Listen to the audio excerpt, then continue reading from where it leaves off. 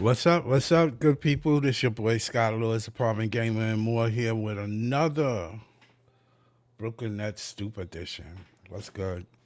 We're gonna talk a little bit about Danny Wolf. Danny Wolf is turned out to be everybody's favorite player now. Who knew? Well, you're not gonna know if you don't play him, and that's the key to the whole thing is that you got to play the rookies and put them out there, let them get some burn, see where they stand at, see what they need. I kind of agree with the way Jordy was thinking is that he was saying that they should get like 60 games in around that if possible. I don't believe they need to play the whole season because that's a lot for anybody who, 80 something games is a lot of games for anybody. They are not at that level yet. None of the rookies really. When you look at them, some of them gonna have bad days, of course, but the key is development, and not necessarily that you have to be terrible to be developed. You can make mistakes and then be corrected. So they're not like they don't know what the game is. So I'm gonna put the link in the chat just in case somebody wants to jump in. Yeah, so Danny Wolf had a terrific game against the Hornets. And the reason why it was terrific, it wasn't like he scored the most points. Of course, MPJ did his MPJ, Superman thing. But that being said, the Bucks, I mean the Hornets, was held defensively pretty good in that game as far as the rookies are concerned. Powell played great defense, got a steal and a dunk, which was impressive. When we kind of knew with a 7 foot wingspan, he would be a defensive type person, and he plays very well. Um, the key was for Danny was he scored his 10 points basically in the fourth quarter when the game was on the line, which is very, very, very impressive. He had 7 rebounds, 1 assist, 1 for 4 from three, 4 for 9 from the free throw from the floor. 19 minutes, and against the Bucks he played 30 minutes. 30 minutes, 22 points, 8 for 16, 5 for 9, 5 for 9 3 pointers, 4 rebounds, 4 assists, 1 block. He played outstanding against the Bucks. I mean, it's not how much do you want your big man to play. Yeah, so that was outstanding, outstanding gameplay. Um, is it possible that we have our stretch big? Is it possible now that we have a stretch big? And is this what can Jordy incorporate that into what his scheme gonna be? I think he can. I think he can. On the other side of the whole thing, we're gonna look at talk a little bit about Cam Thomas.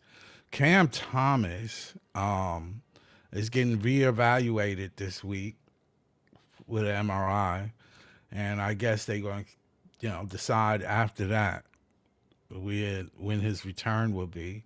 I'd probably be back in a couple of weeks. That's what we're looking at. Now, I hope nobody's really thinking that, oh, it's with Cam out that this offense has been fluid and, he's definitely going to bring some more pressure on other teams offensively. So, can they keep this up? Can they play together? That's the key.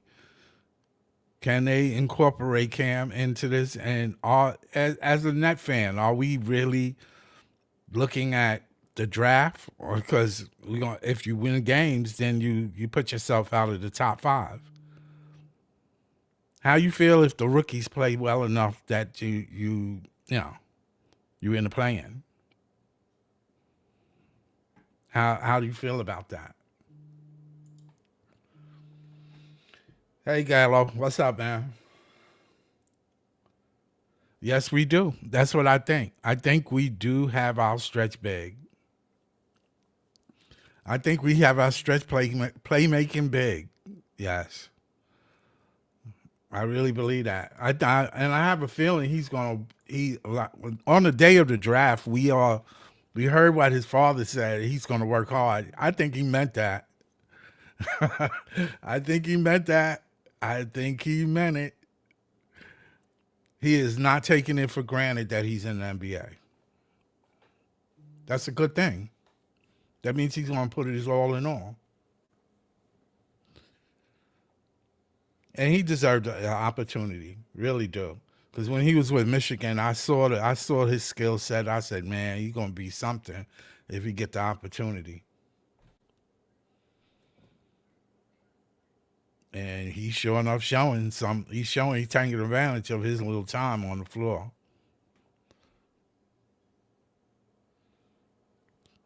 Do you think that Cam Thomas can play with his place? I mean, we know the situation as far as the organization with the contract with Cam Thomas is not looking good at all. But I'm talking basketball. I'm not trying to talk money and placement and trades. I'm talking about he's on the team right now. I mean, it's almost like if you paying somebody to be on the team, you're gonna play him. You ain't gonna pay somebody to come and clean your house and don't clean. That's what I'm saying. He's on the team right now. Do you think he will disrupt the chemistry that's going on? And Michael P. Michael is doing his thing. MPJ is doing his thing. Do you think that disrupt his flow with Cam Thomas back? Maybe put them in a different rotation. One come off the bench and the other one start. Bring Cam off the bench. Because you need a scorer on your second unit. You need somebody to pull that gravitational pull. The other teams will look at like, oh, if we leave this dude open, we in trouble.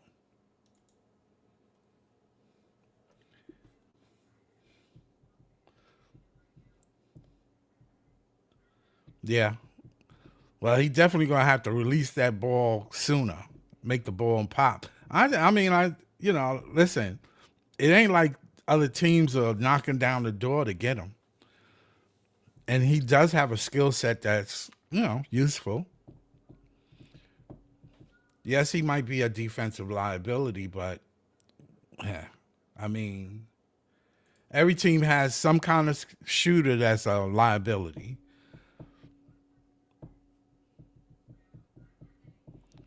He just got to be in the right spot and do the right thing.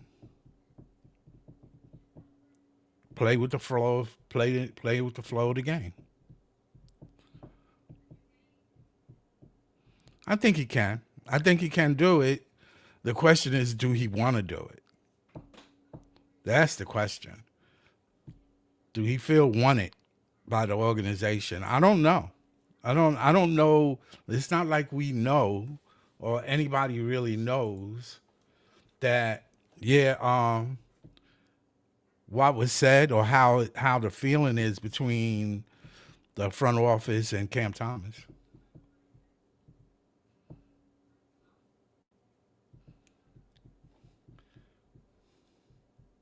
Yeah, that's what I was thinking.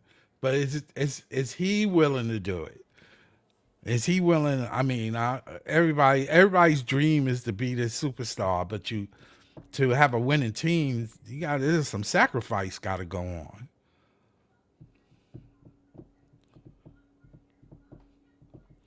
Honestly speaking, I thought he should have took the money. That's what I thought. I don't think he should have took the qualifying offer, but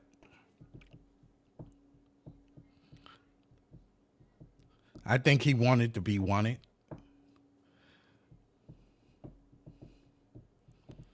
The days of 40 and $50 million a year contracts are pretty much over with the way this the tiers and groups and the teams are like don't want to be in that second tier.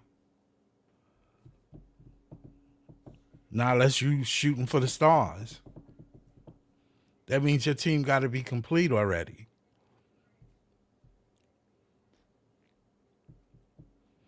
Nobody's trying to, not be able to move pieces around and stuff like that. That don't make no sense. So the way the game and way the market is now is different than it was, say, the way the teams are spending money, trying to stay under that cap. I get it.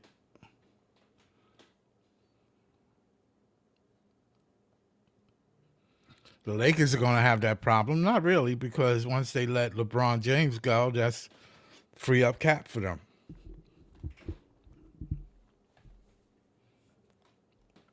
Teams like that, they looking to free up cap.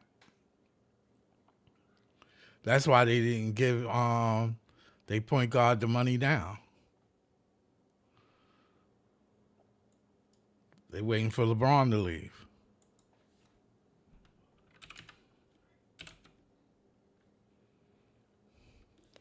So when you think about it, the let's take a look at the standings.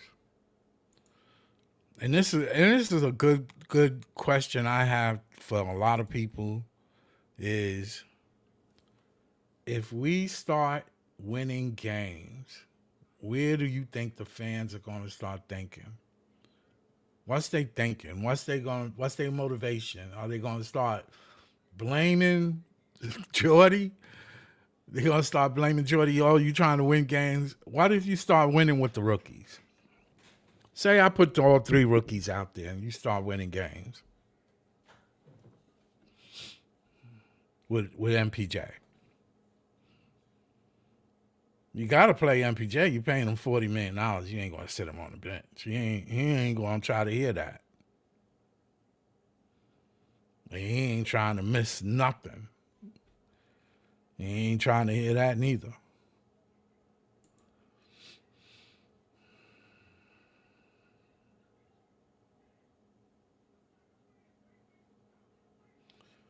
Yeah, he showed it in the past. I don't know about now, though. Do you think that maybe with Joe Shaw and Sean Marks after the thing with Kyrie and them is how you think they feel now, Caleb? What's up, John?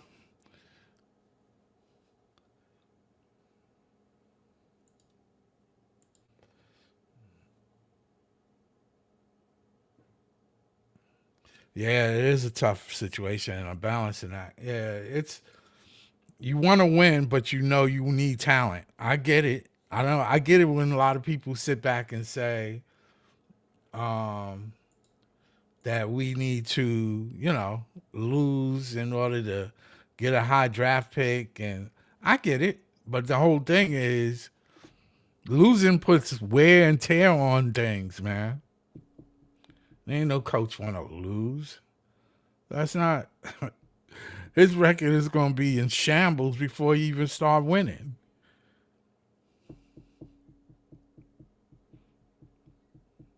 Think about it. He's not. He didn't come into the league to be a loser.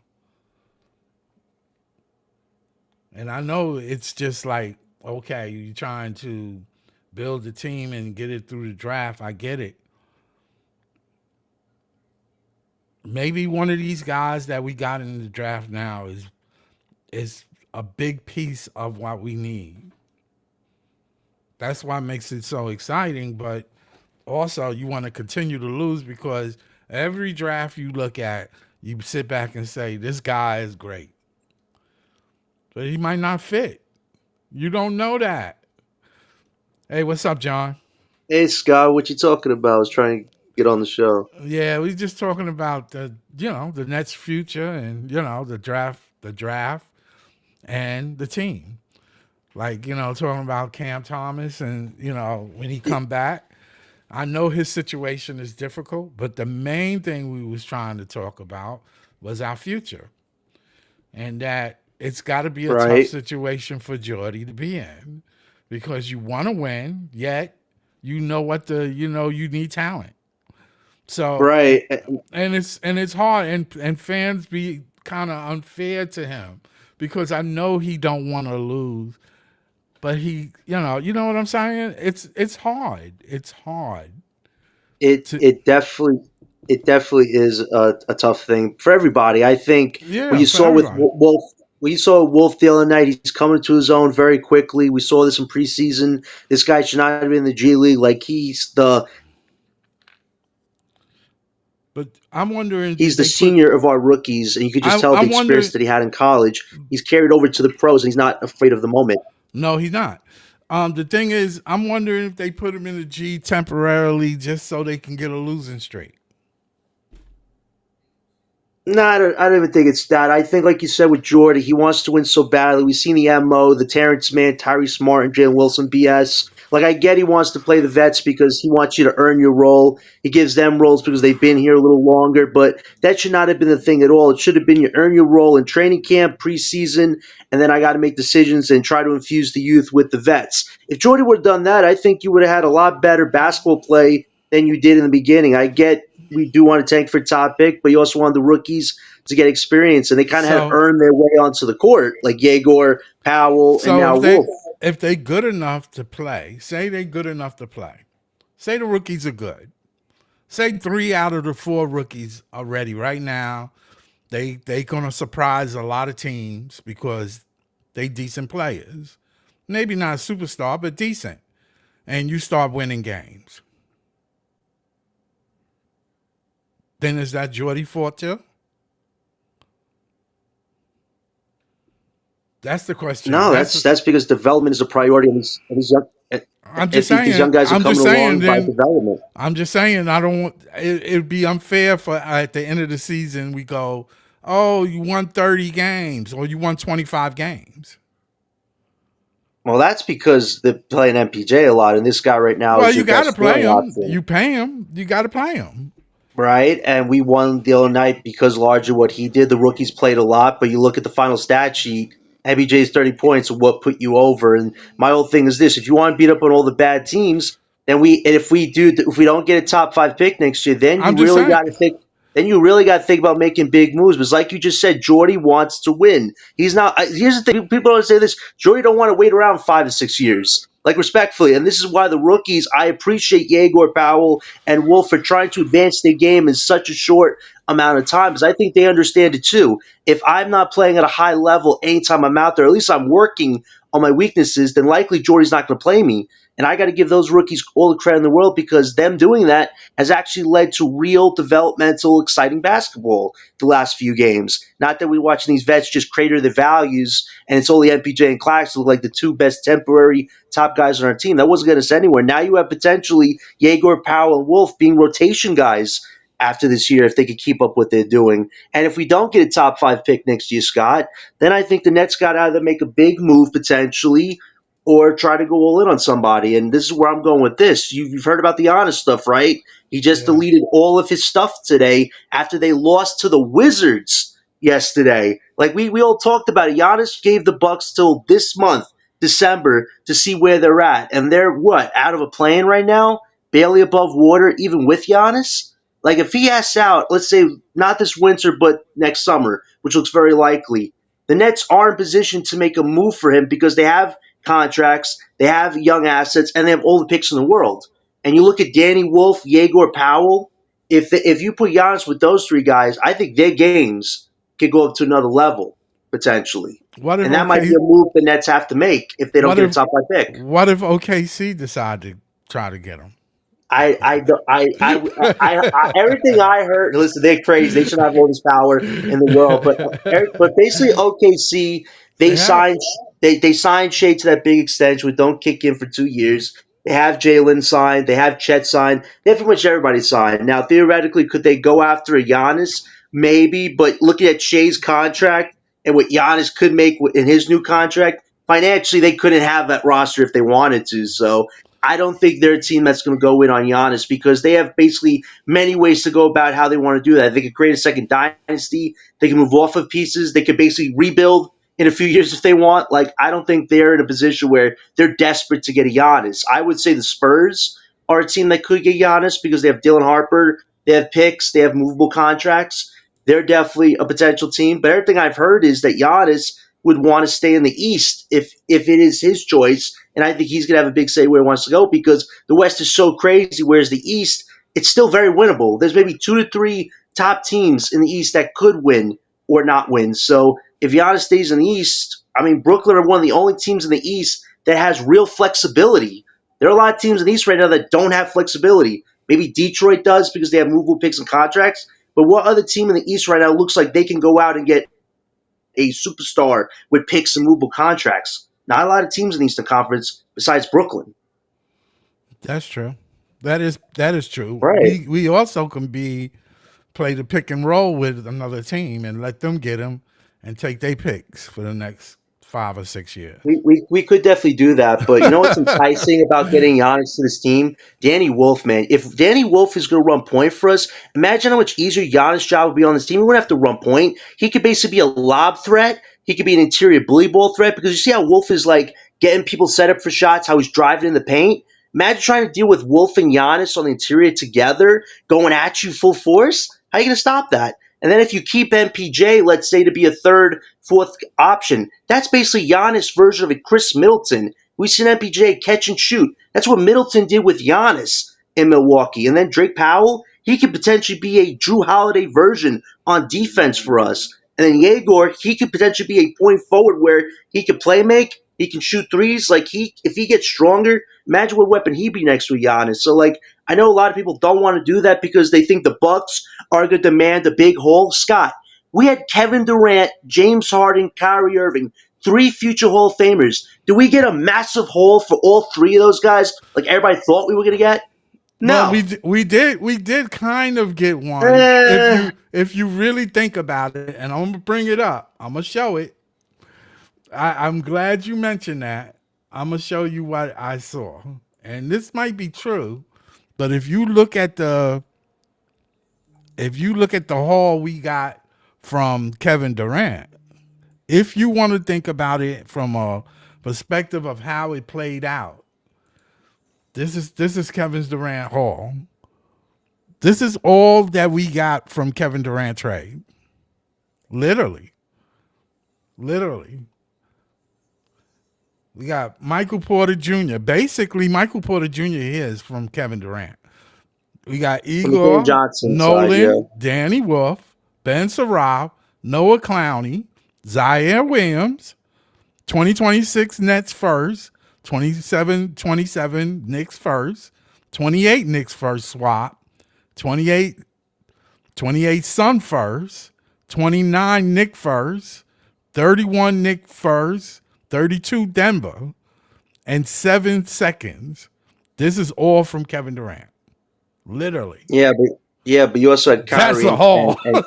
That's a haul. But here's That's the a thing, though. haul. Imagine what else you could have got if you actually got full value back for Kyrie. James, what did you get back for those guys? What you didn't We get got for Kyrie. back You didn't Matt get nothing for seconds Kyrie. But I mean, it's how much Nothing. can you really use? Or Harden. How much can you really we got use? a Philly pick. We got a Philly pick for James Harden, who right now is throwing down Houston numbers at 36. Like, listen, Yeah. I understand everything you're saying about the KD thing. We were able to turn Mid-Kel Bridges for 6 picks because the Knicks are a naive basketball team. That was a stroke of, brilliance that we just said, yes, that's all we had to do there. But I'll give you that. Kevin Durant, we really maxed out full dollar for KD. But listed out with the Giannis thing is interesting. He's 31 years old. If this guy was like 25, 26, and he's asking out, I agree with everybody saying, yeah, we have to give up basically 7 picks, 2 young stars, all that. But Giannis is 31 years old. And respectfully, he's going to have a huge say where he wants to go. And everything I've heard is he wants to come to the New York market. I know him and the Knicks had a talk this past summer,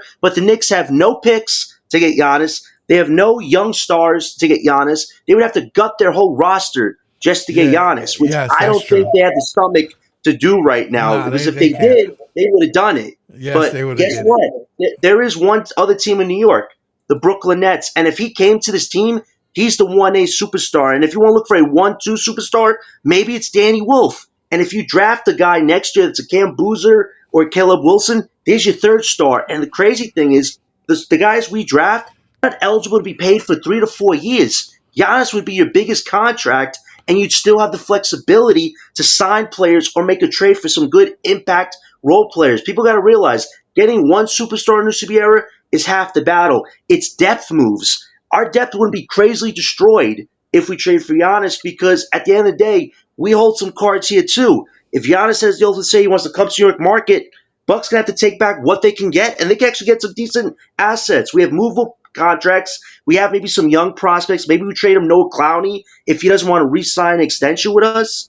And we also have different teams' picks. We have Knicks picks, we have Philly pick, and we have the Nuggets pick. Like we could still do this and still invest in our future. Like Yeah, that's that's what I've been true. saying to people. I'm not saying like, oh, we have to gut the roster for Giannis. At the end of the day, we have some control here too. The Bucks are in a crazy situation that they Yeah, created. They waived yeah, Dame's contract for Miles Turner. Didn't work out. They traded for Kyle Kuzma. Didn't work out. Their roster is a crater of emptyless talent besides Giannis. So if he wants to come to New York and it's not the Knicks and it's Brooklyn, we definitely have some influence. We don't have to give up the whole house for Giannis. yeah. So like it's a It possibility. just seemed like Milwaukee did whatever they could to try to put something around Giannis. I get what they did.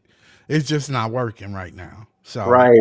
it's just Right. not working. Sometimes you can have talented players and they don't fit. It is possible. I'm not saying that it is always possible, but it is possible. Right. So, and in this case, Giannis might be a good move for Milwaukee to move off of him, taking some number one picks and just rebuild. That's what they should do. But Exactly. And but I don't know if they, right. defend.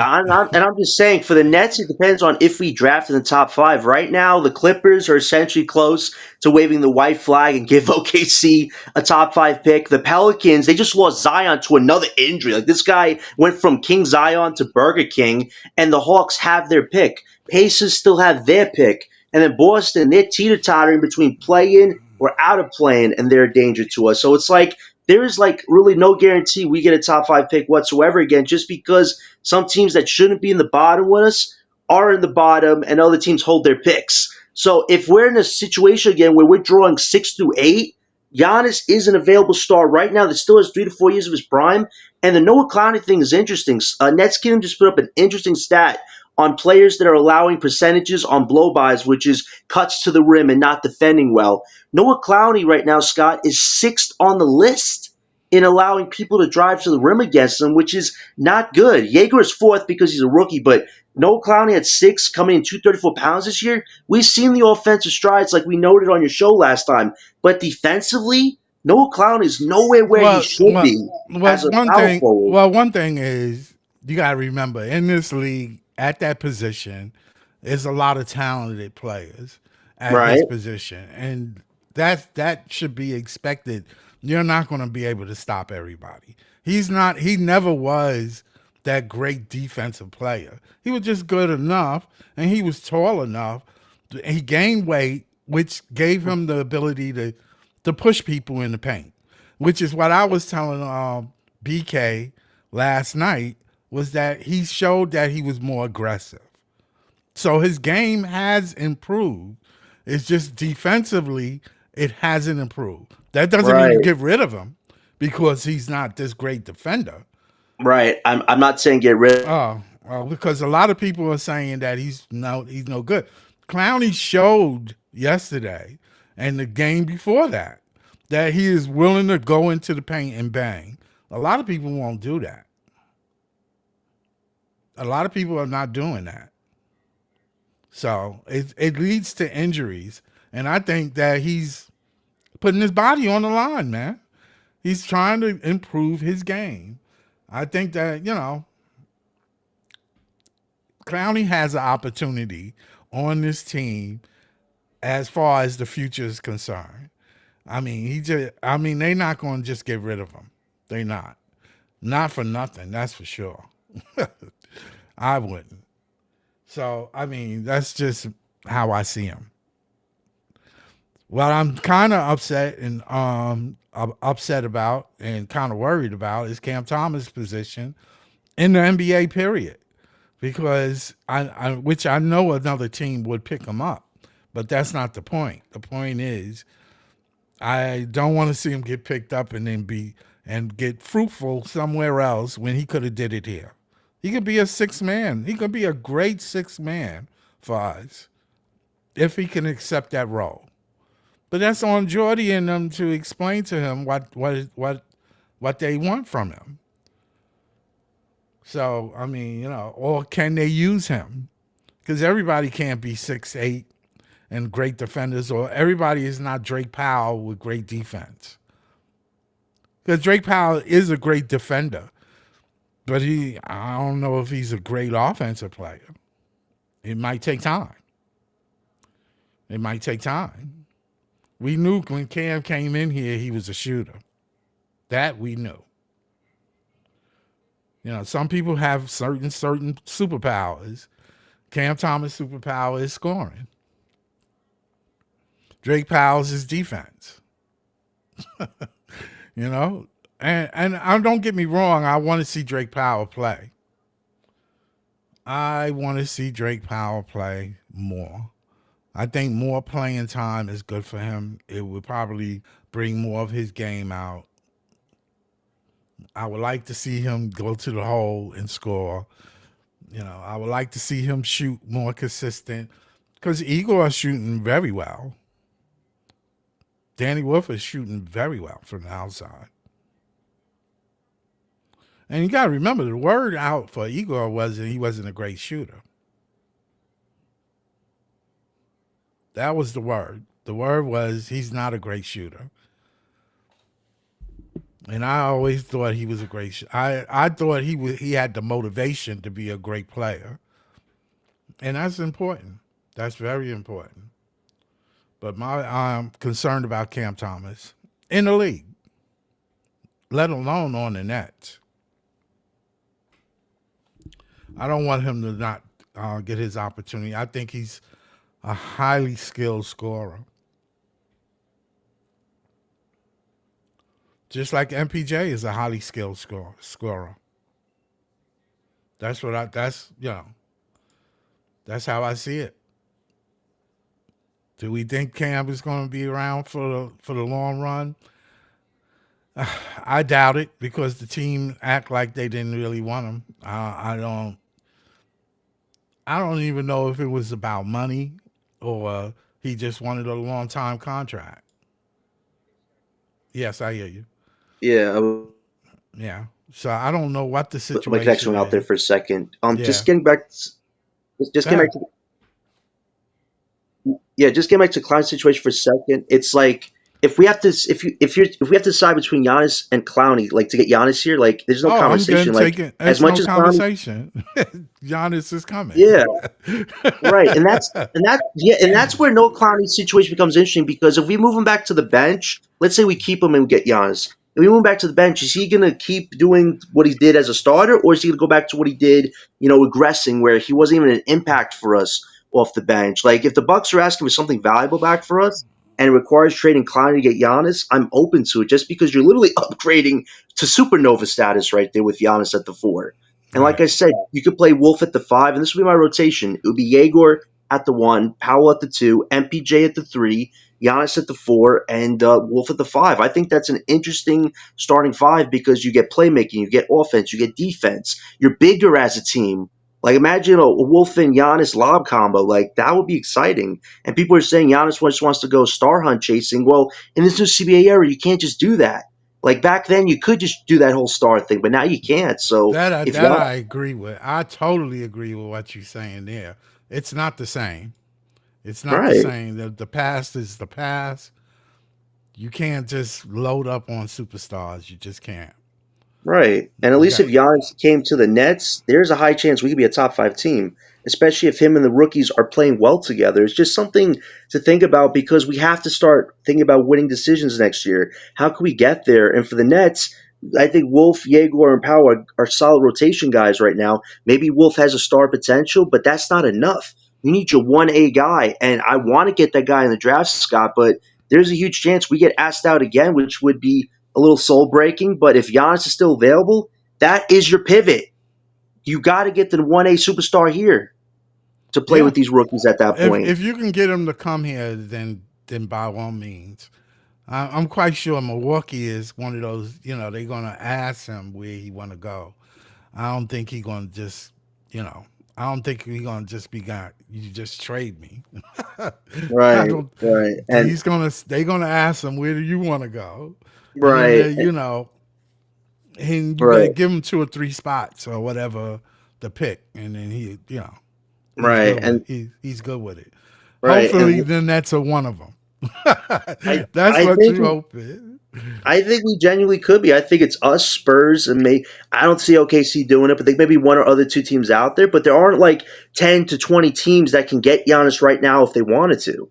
Like at Right. the end of the day, Giannis wants. He said this. I wanted all the European stars to be in big markets. Obviously, him and the Knicks they talked about something, but realistically, it's not feasible because they don't have the assets and they have to gut their roster to get him. But the Nets, we don't have to gut our roster, and heck, 3/4 of our roster are not the future of this team besides our rookies. Yeah. So like there is a potentiality there, but I even say this too. Let's say that the Bucks don't want to trade Giannis this winter. I think it'd be hard to see Giannis get traded this winter because you would have to do a lot in a short time to make everything work.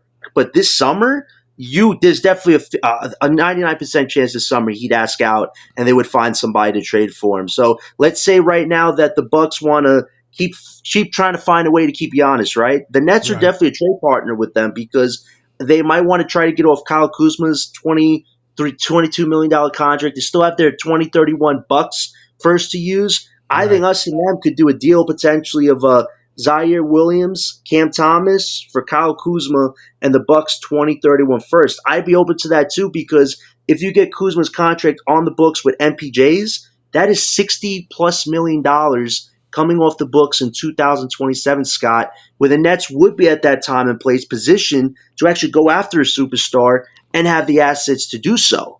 So Right. that makes sense from a financial aspect, and we get their 2031 pick. I'm not sure it'll be unprotected, but if it's a protected pick, I'm still open to it. And for the Bucks, Cam Thomas is a scoring punch, and Zaire's a defensive punch for them. So that could Right. be a potential move if the Bucks are still desperate to want to keep Giannis, which I don't. I think it's the ship has sailed at this point. But remember, they don't have to trade him till this summer if they decide to like break it off officially. It's just Yeah. there's a high chance Giannis is leaving Milwaukee. It's just Yeah. the who at this point. Yeah. Galo said Giannis is a superstar. Sean Marks always has wanted as well. Yeah, he did. Giannis. Exactly. Sean does go for superstars. He will gut the team. He will give you what you want for a superstar. And Giannis is definitely one that he always wanted. How many years we've been talking about this, and let's remember they're creating an international a team right now. Look at how crazy the base is going for Danny Wolf right now, Yeah. and look Yeah. how they've been going for Powell and Yegor. Like we are an international team right now. Giannis is the international superstar you want to market on this team. That you want to get real publicity, real buzz, but you also want to get results. Giannis, look at his numbers. I keep telling people really take Giannis numbers for granted in this league. Like, same with Yeah. Joker, too. Like, these guys could have 50, 30, 10. And everybody's like, oh my God, this guy, he didn't win him a championship. But it's like Giannis is the only reason the Bucks have gotten to the playoffs. How many years? Like, Right. without him, are they going to the playoffs? Hell No. no. No. Like, what he did for the Bucks was historic. Their first ever championship in what, 50 years? They were Yeah. fortunate to get Giannis. But Giannis Yeah. also realizes that I still want to win a second title, but I want to go on a team where I'm still the guy, but I know I have a core behind me that I can help take them to the next level. Giannis is an ultra competitor. This guy never gets himself in trouble, rarely. Yes, he has an attitude a bit, a little fiery personality, but who doesn't? But this Yeah. guy shows up on the court every time he's available, and it would fit for the Brooklyn Nets. Like these rookies, Wolf, Jaeger, Powell, they're advancing at a quicker pace than people thought, but that's a great thing for us. Imagine having a Yeah. superstar that could actually work with them and take their games to a different level. Like, as much people say it's bad for the Nets to do this, and I agree, going after stars has hurt us, but it's like we have to do something big, especially after next year when we don't have control of our picks anymore.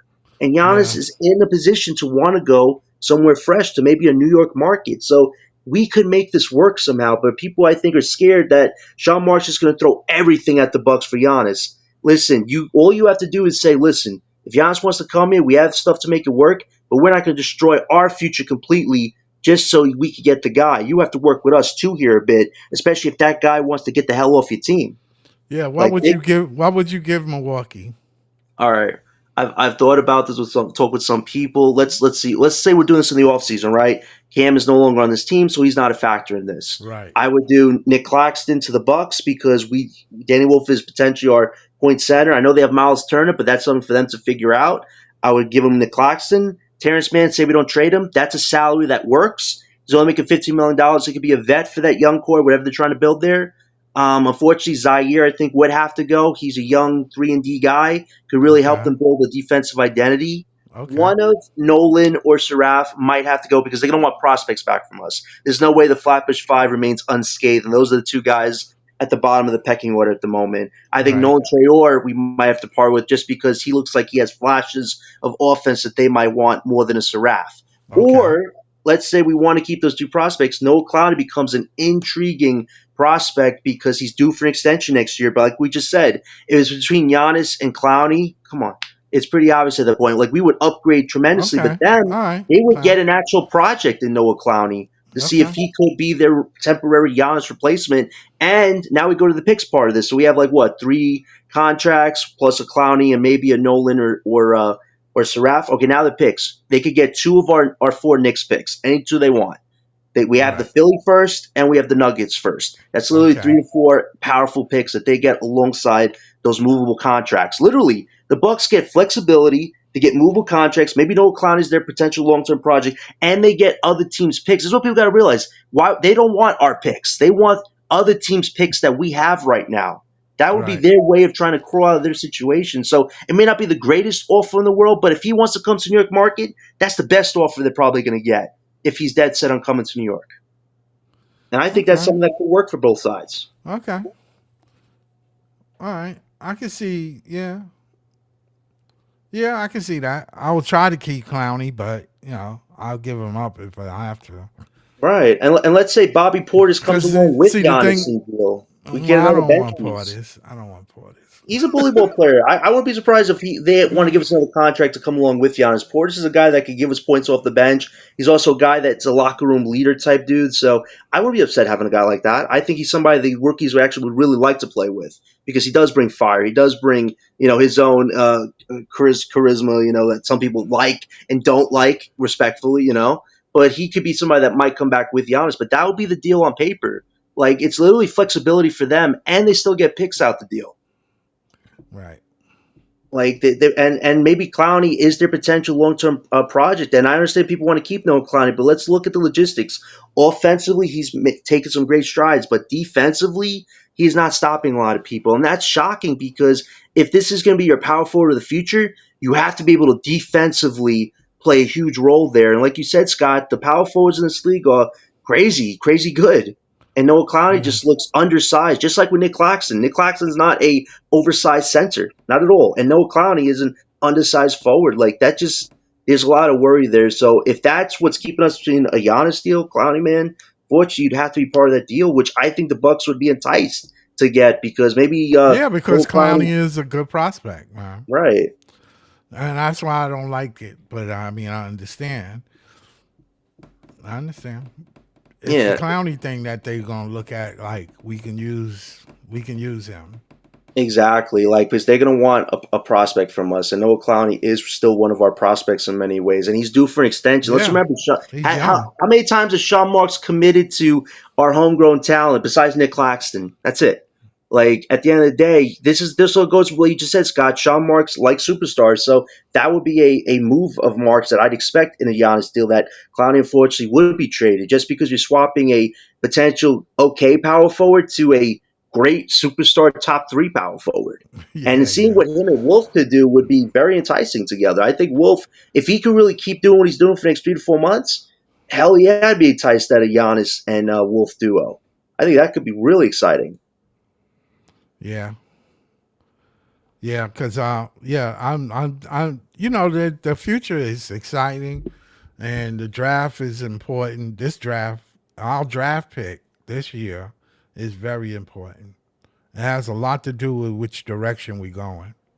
Exactly. And the Giannis direction could quickly change in my mind if we do get a top 3 or 4 guy, because then we could actually take our time a bit. But if you get top 6 or 8 again, you got to think of a big pivot move. And that is a huge pivot move. Will it guarantee us a championship? No. But look at OKC right now. Unless a team like us makes a huge move for a top 3 superstar in this league, everybody's competing for second place. And do you want to just compete for second place against OKC? You got to find a way, figure out some way to break through. And at least the Nets, they're one of those few teams where we can go any direction we want.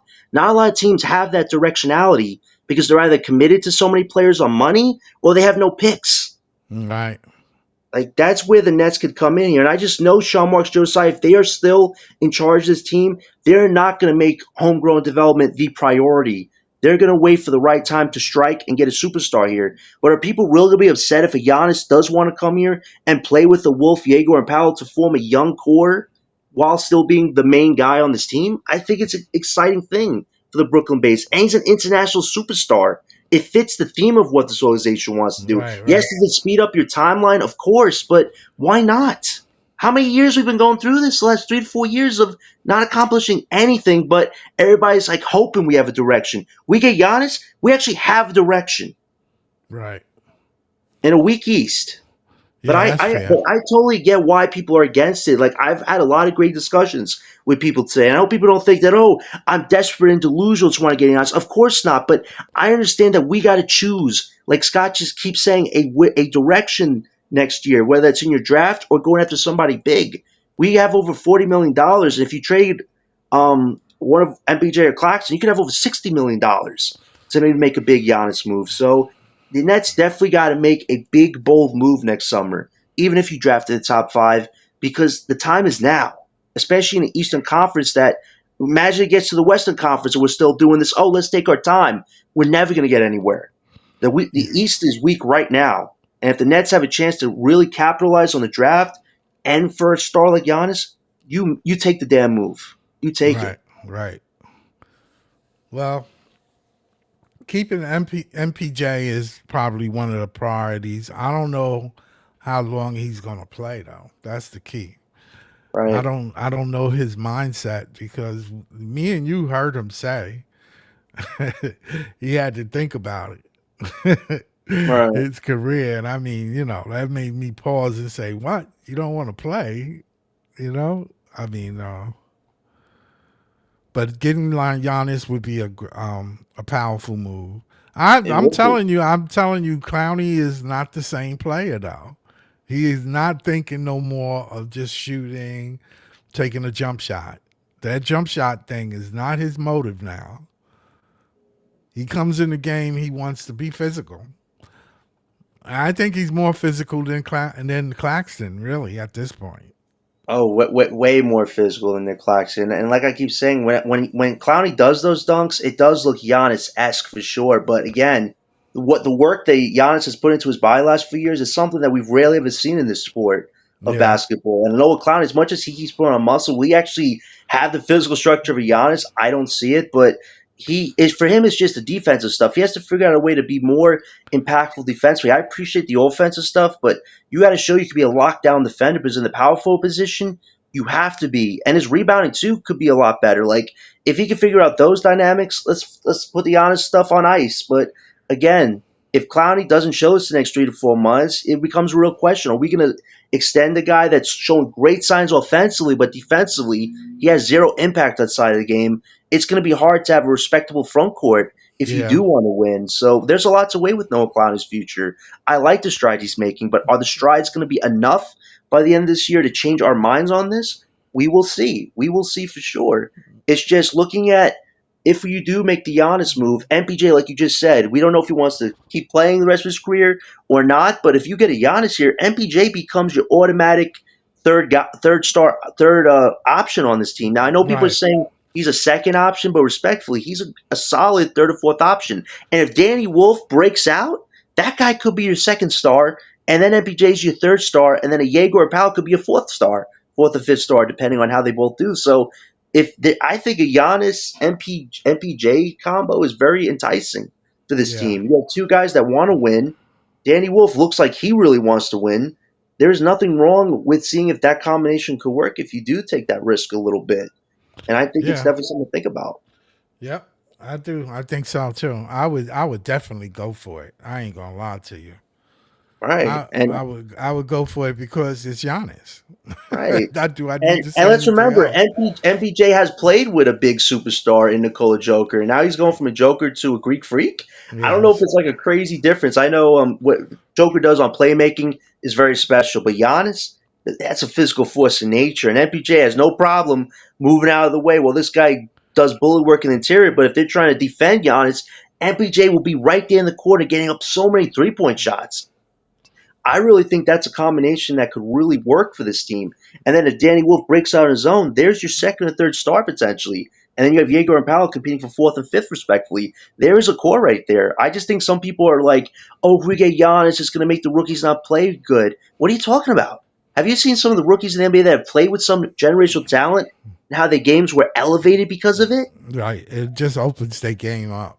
That's all. Giannis Exactly. will open the floor up because they would Right. have to pay attention to Giannis, Right. without a And doubt. these, Without a yes, doubt. and these are international players that we drafted. I think that what they've shown from an intellectual level, how they study the game, that kind of explains why their games are amping up a lot quicker than some people thought. So I'm surprised people think that a Giannis coming here would make their games amplify even more. These guys seem to handle pressure well so far. And Right. Giannis, if he's and even Giannis said that before he faced us in the interview, said the Brooklyn Nets are actually playing well right now, so we have to be on our game. He's actually giving us a compliment right now. Right. That shows that he's actually paying attention.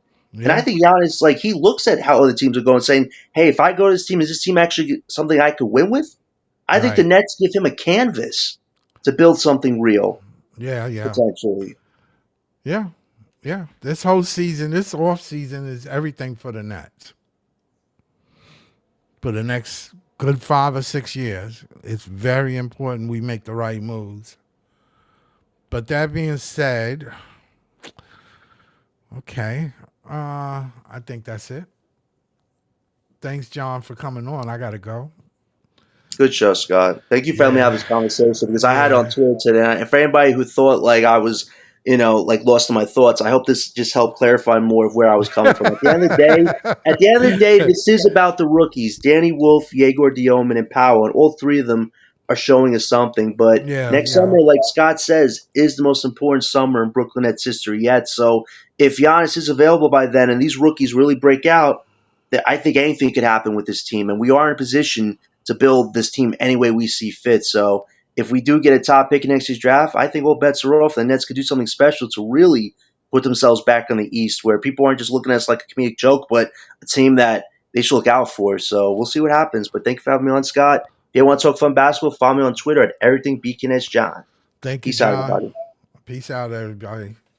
Don't forget to like and subscribe. Thank you. Thanks for being here. Later.